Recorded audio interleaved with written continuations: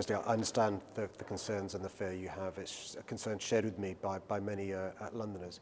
One of the things that we've sought to do is work with the police, not just to increase the visible policing in London, but to design out the public realm in a way that you feel safe. It can't be right that women are having to impose a curfew on themselves to get home before it's dark.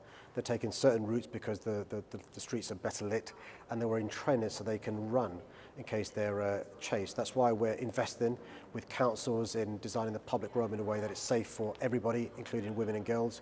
Better street lighting. We're investing in more staff on the underground. So the enforcement officers are out in the evenings as well as the daytime.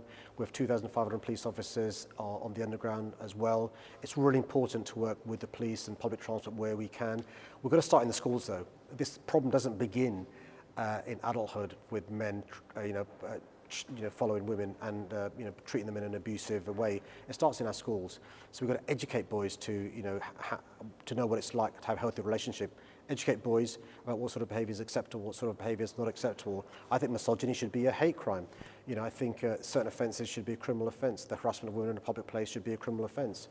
We're trying to make our nighttime venues safer, with more and more venues signing up to the Women's Night Safety Charter. That means if you're being harassed in a bar or a pub, you can approach a member of staff and ask for Angela. At the same time, it's wrong that women and girls on tubes and buses are treated in an appalling way that I don't experience. Photographs being taken up skirts, being touched and so forth. That's why it's important to report it so we can stop it. We have 77,000 CCTV cameras on public transport. That's to allow people like you to feel safer, but also action can be taken. We've got to do a lot more, and we will do a lot more with government support.